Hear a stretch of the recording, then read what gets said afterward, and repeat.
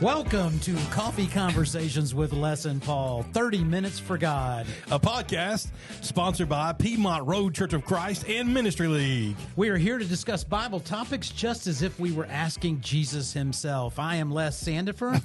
And I am Paul Spurlin. We hope you'll enjoy our relaxed Bible-based discussions. Thanks for joining us as we think about and talk about what we would ask Jesus over a cup of coffee. That's awesome. I know. You saved my I totally threw Paul for a loop. I hit the record button and he was not ready. So we had to reverse the whole script. Now, if you've been listening to our show, you know Paul leads the intro. Yeah. But this time we just turned it all around. It worked. We have a little written script, so we kind of get it right every time. Yeah. And they're in different colors for who says what, so it helps. They do. And he had his finger on the record button. And I was like, we're starting this. It was too late. We're starting now. Okay. Yeah. So I got to pull it up my phone. There it is. So if you heard any weird noises at the beginning, it was Paul having panicking a little bit. A mini little panic attack. But we're good. That's all right. We made it through it. We survived. I do not have my cup of coffee, No, but the Bible is open for the Lord. So there's that. Oh, well. Next time around, Yeah. we'll make sure you have your. Well, I kind of don't either. I've got down to the bottom. I've got some dregs of some coffee. That's all right. We will survive. Housekeeping stuff. Piedmont Road Church of Christ. Our family here, our church family. Thank you for sponsoring us, sponsoring the show, allowing us to do the things that we do, things we enjoy to do here with the show. Also, Ministry League, ministryleague.com. And lifeinchrist.com for the church. Resources on both websites, really, if you think about it. Ministry League is meant for that, but the church website, lifeinchrist.com, there's a lot of Bible study resources there. We don't really talk about much, but they're there. And you can find those right on the front page of the website. So, yeah, and not too long ago, we did the Ministry League event, and I will tell you, I had some conversations with folks after our Sunday night recording that we did. Right. And some good stuff. So we may have some more resources, fresh resources to add to ministryleague.com in particular. Right. Since that's kind of the idea of we're better together. Oh, yeah. And learning all that stuff. So a preacher that tries to do some recording stuff, doesn't know that much about it. We may help him out. Oh, yeah, for sure. And then get some of his stuff published. We've got a person here at church that sends out an email. I haven't talked to him yet, but maybe we can put that in a written form that becomes a devotional thing. That'll be good for some folks. So, and a lot of folks that said, I'd like to try to do this podcasting thing. I'm like, well, come on in. That's what the studio's for. So, yeah, maybe we'll do a show here and there where we have a guest that comes in for a little bit. Be good. And let them join us. For sure. There's always room at the table for anyone who wants to have that cup of coffee with Jesus. Yeah. I think. Well, most anybody. I don't know if we just want to let any old person in. I mean, there's a vetting. Can we vet them? There's a vetting process. Okay. We're going to keep an eye on. We got to go through HR of our podcasting network first. Well, we vetted each other, so we did. We might as well. We keep vetting each other every day. Yeah, it's a constant thing. We still good. Yay. Yeah, so far so good. Except on the last episode, as we ended, I kind of curtailed the 1 Corinthians 13, and Paul reined me back in. We weren't quite done with 1 Corinthians 13 as we work through the subject matter. It's good. It's good stuff. It is, and we're talking about a brotherhood of love, so we shouldn't rush to get out of the love chapter, right? That's true. So we specifically, you made reference to verse 8 and following. Yeah, well, it begins with love never ends. Yeah, and I think there's something to that, because the love that God has for us. Look at all. I mean, it's hard to fathom, but try to imagine what all God went through to bring us to this point today. The six of the 7 days, the first 6 days where all things were created and put in place. He rested on the seventh day, not because he was tired, just because he stopped resting. Rest that book on that table. He was done. That's just the beginning. The world is a beautiful place. We live up here near the North Georgia mountains. I mean, we see God's beauty everywhere we'll turn around. He's done so much for us, and it's not done. He's still creating. He is the ultimate creator. of all that exists, but he's creating a heaven for us. Yep. A paradise is prepared already, and he's preparing that next step, that next way to go, which is heaven. He and Jesus. It's just incredible. It is, and it's interesting as we go through 8 through 12, and it's not unusual for the Apostle Paul to do this, to interweave maybe sometimes at length some other things into a passage of Scripture, which I feel like there's a part of that that's been done here, right? So love never ends, and then he goes on to say, prophecies, they'll pass away. Right. Tongues, they will cease. Knowledge, it will pass away. For we know in part, we prophesy in part. When the perfect comes, the partial will pass away. All of this kind of leading us to an understanding of the Bible in its fullest form, brings us the full and complete package of knowledge. And who is the perfect? Sorry? In verse 10, we're talking about the perfect is Jesus. Yeah. And they're saying when the Lord comes, the partial won't matter anymore. That's right. Because it's full on Jesus sacrifice. That's right. And so that's kind of what we're looking at there. And we started all this with the concept of love. It never ends. It's all through whatever's been going on before, what we didn't need before. Jesus is the perfect example of love. Right. When I was a child, I spoke like a child. I thought like a child. I reasoned like a child. Time when I is became passing a by. man, Right. I gave up childish ways. Yep. He's maturing the situation of life. That's right. And that's where we're at. For now we see in a mirror dimly, but then face to face. Now I know in part, then I shall know fully, even as I have been fully known. So all kind of wrapped around the concept of what you just said. Right. Absolutely. We're maturing through it, and through this, a whole process of things that were there to help us that we don't need anymore. Right. Whether that's, the miracles that existed in the time of the Bible that we don't need those anymore because they were for a proof. They served a purpose. They're gone. Yeah. Prophecies served a purpose. They're gone. Those various things. But love, thread through all of this. And then, of course, the great summation verse. Verse 13. Yeah. So now faith, hope, and love abide, these three, but the greatest of these is love, or as the King James Version used to translate this, charity. Oh, yeah. Yeah. That's right. So maybe a side conversation for another day. That's funny. It's funny when people come up and talk about the miracle they witnessed or the miracle they were part of, the miracle of birth, of childbirth, the miracle of this, miracle of that. I said, yeah, but who's in control of that? That's God. Yeah. Is it a miracle when God does stuff? I just don't think so. I think it's the power of God. Now, earthly, we're on earth and we're like, well, we can't make childbirth happen. Well, no, we can't. God does. Yeah, but you have to ask yourself the question: is it really a miracle if the Almighty is making it happen? Yeah, and I look at these things and I go, this is the process God put in place. Yeah.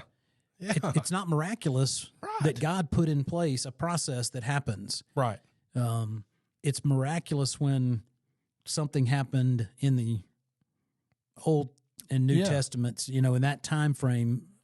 Raising the dead. I mean, when an instantaneous act happened that was outside the laws of nature, but a man did it through the power of God. But, to your point, I mean, when God creates a process that no human being could possibly create, and that's the process that causes something to happen. Right. I think the same thing when somebody is in a tragic accident and they suffer, but they go and have medical treatments, and months later they come out of those medical treatments and they're better. Yeah. Not whole necessarily, because we're never entirely fixed from anything. Right. And then somebody goes, it was a miracle they lived.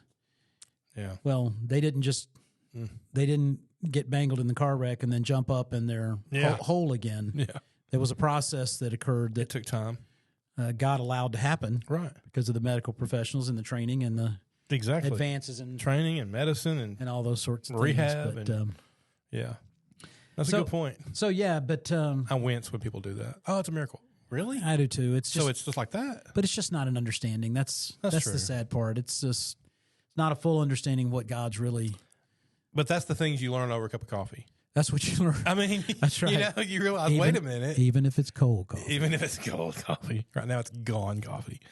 But by the way, just to know if you're listening, please send us an email and tell us if you love Starbucks iced coffee or anybody's iced coffee. Yeah, let's hear from you. I'm just curious to know. I want to hear from somebody. I do too. Well, anybody out there, just send us an email. Can I send you an email? Please.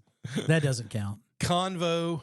Nope. Coffee convo at lifeinchrist.com. Shoot us an email. Tell us what you drink. That's right.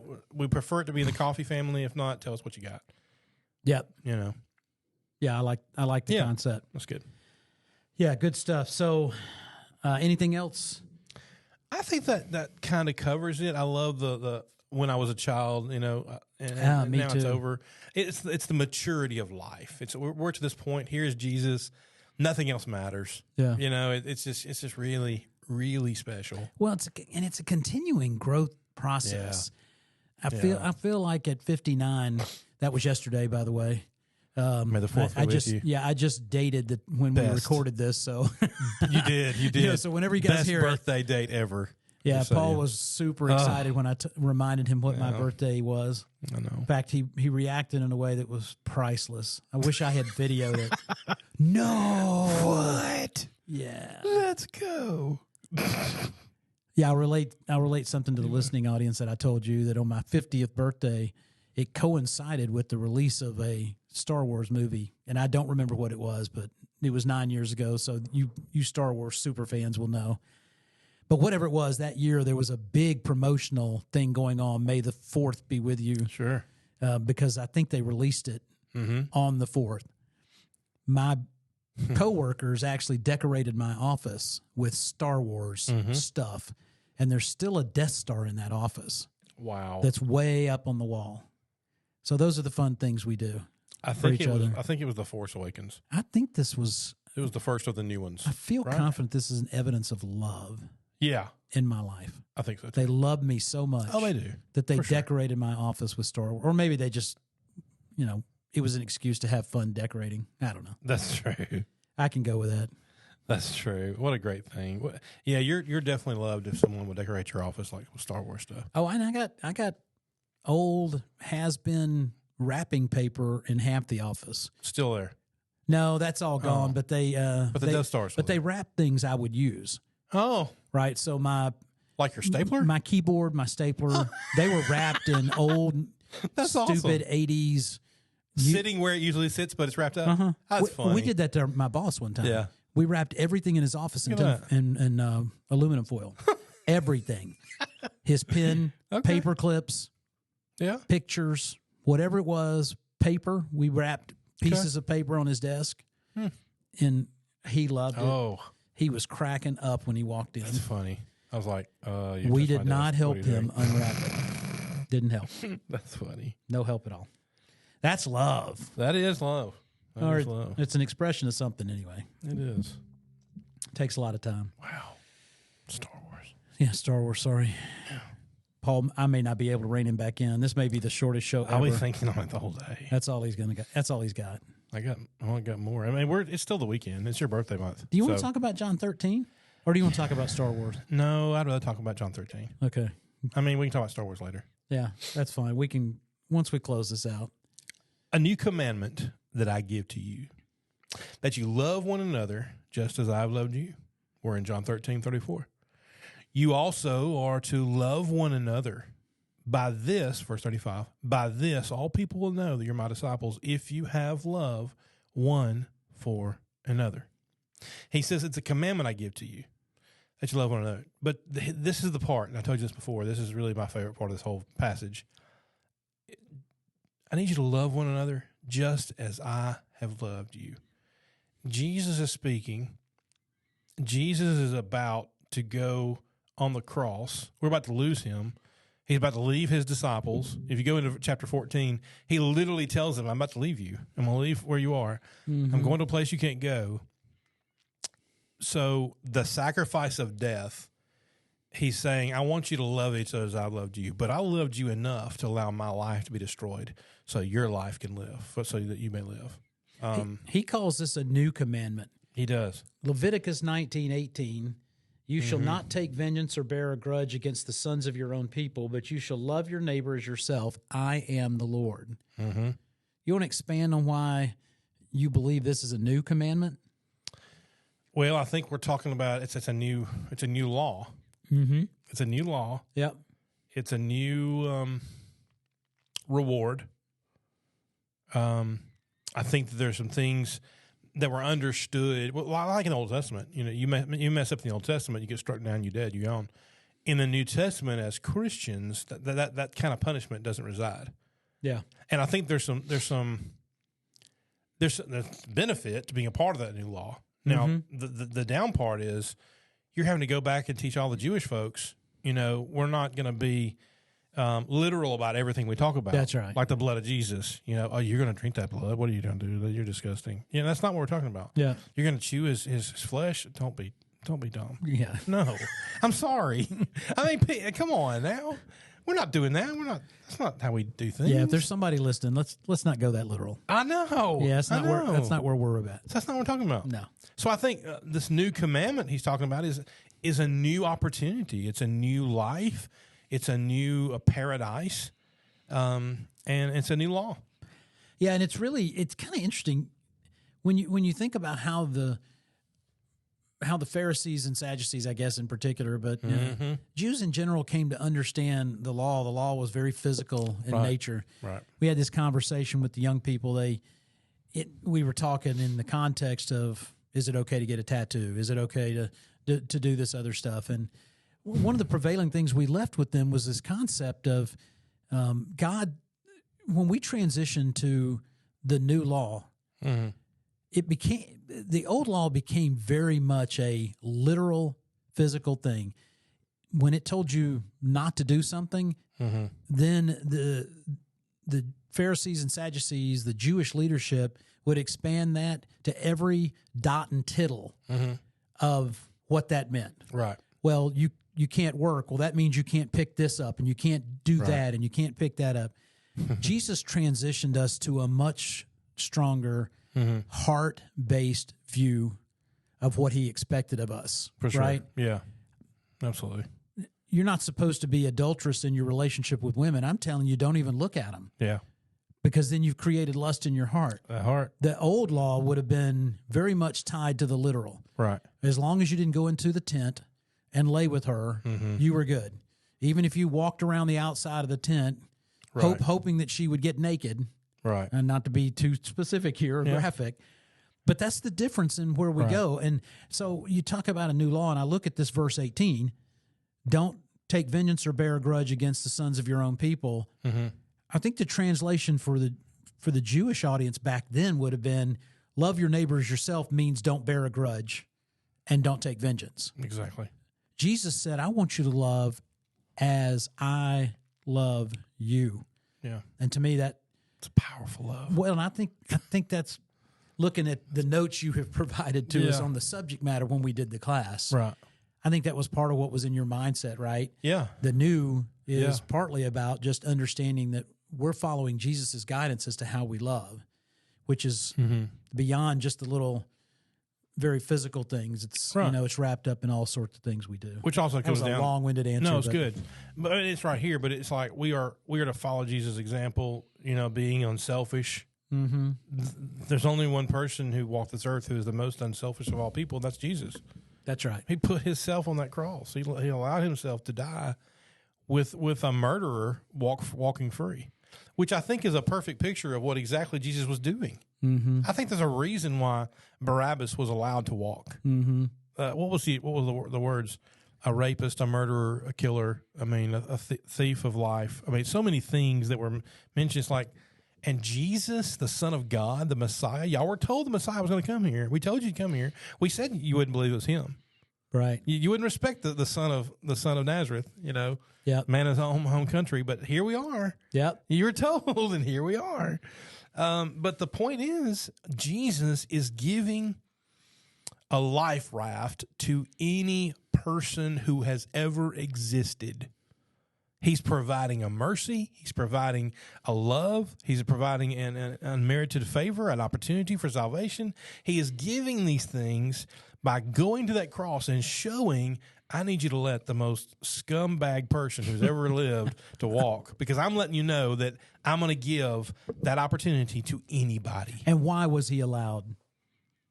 Specifically, the Jews wanted Jesus up there because he was going against their law. That's right. But it had to go. If it wasn't him, it had been somebody else. If it wasn't the Romans throwing him up there, or throwing that spear in his side, or throwing that crown on his head, it'd have been somebody else. We know that. Yep. It had to happen. It was God's plan. It was God's plan. Now, when I get, and I hope I do, I don't hope I do, I know I do. When we go to heaven, I want to have that conversation with the Lord. God, when you and Jesus were talking about all this stuff, how'd that go down?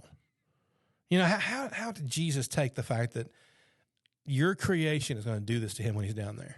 Yeah.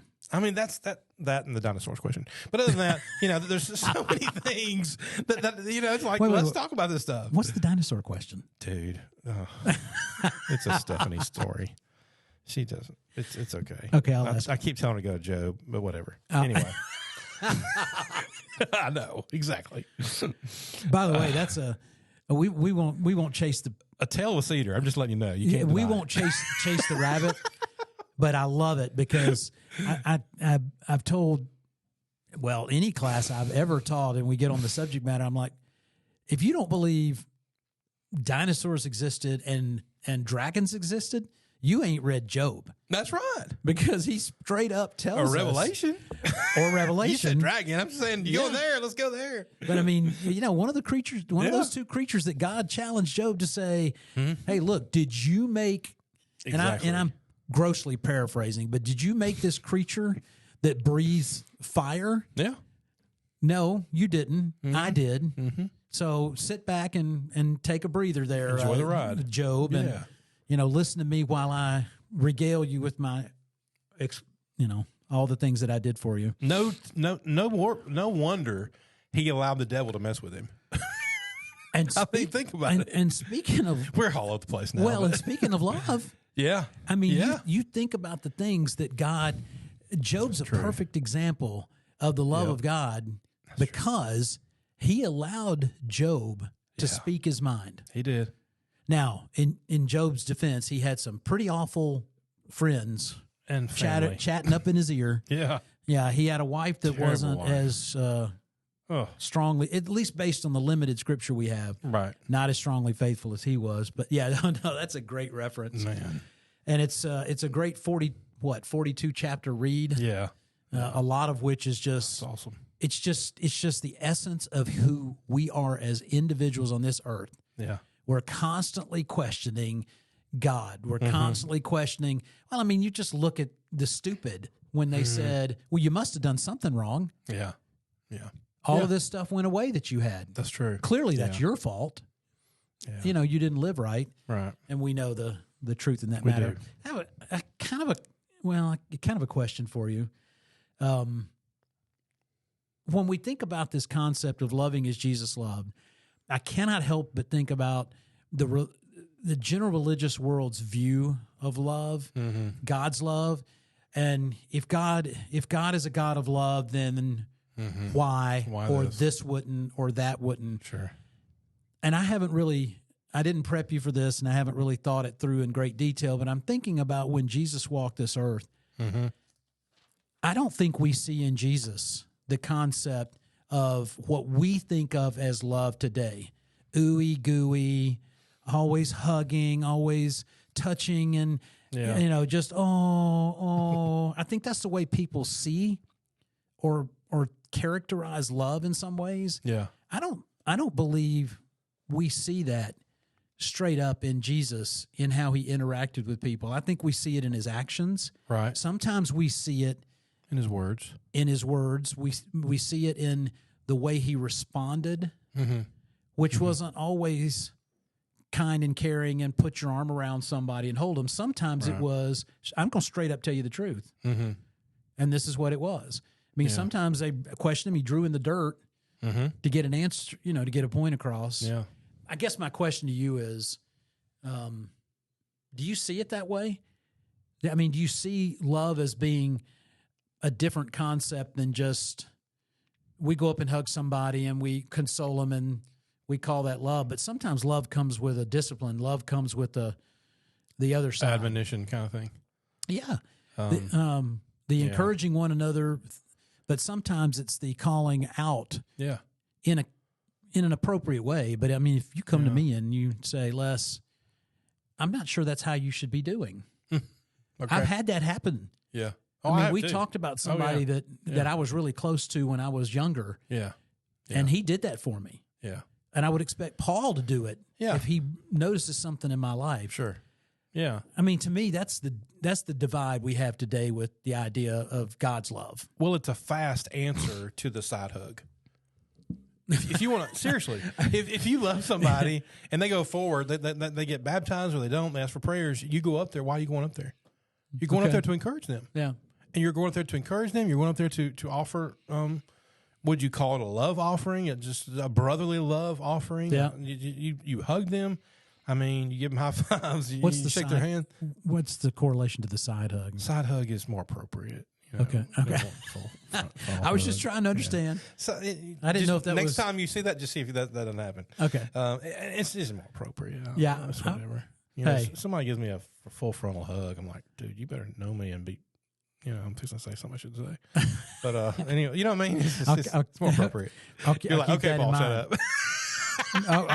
Well, that's what I'm saying. Now I know. But what I'm saying is, we hug, we tell, we say, I love you, love you. But it's not that we do mean it.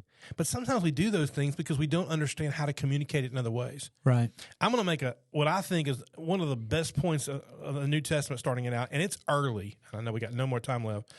But, you know, how often did God say to Jesus that I'm proud of you as a father? Mm. And it took him all of 3 chapters and 17 verses in the New Testament. It didn't take long to get there. Yep. But looked all through the Old Testament, but especially the New Testament, all through the Sermon on the Mount, and getting to that point. We're not even to the Sermon on the Mount. All right, we're in chapter 3 of Matthew. And the purpose and point in which he says, I'm proud of my son, is when he comes out of that water. Wow. And it shows the power of baptism of thank you so much. Thank you so much for doing what I asked you to do. And I think that's something we need to take with us. And we're going to talk about this more later, I'm sure. Right. Because this is true love from God. Yeah. When you hear his words, and literally, oh, my glasses on. Verse 17. Verse 17, he says, let's see. I can't see. And behold, you're bringing me your glasses. You're awesome. A voice from heaven said, this is my beloved son in whom I'm well pleased. I mean, he shows that is love.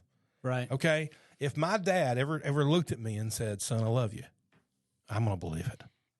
Not because he didn't say it often enough, but when he says something, he means it. Right. And I think when God says something, he means it. But I find it interesting that it's at the point of Jesus' baptism, the perfect one who, of all people, of all time, went in that water. It's like, why did Jesus get baptized? Well, I think we know why. Yeah.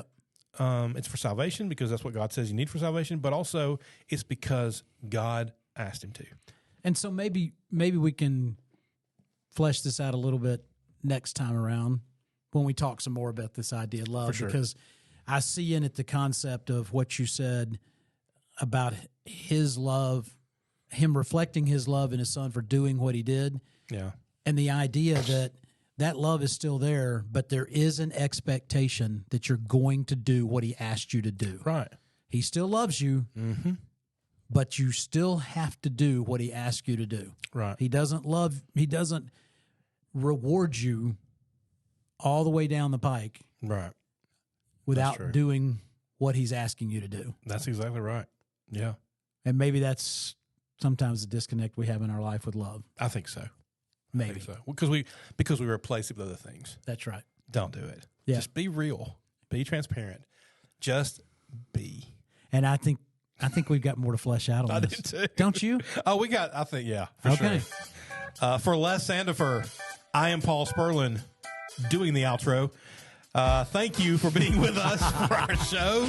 Email address is coffeeconvo@lifeinchrist.com. Shoot us an email if you got questions, comments, anything at all. Thank you to Piedmont Road and to Ministry League. Go to those places. Thank you for being with us. We look forward to being with you over that next cup of coffee.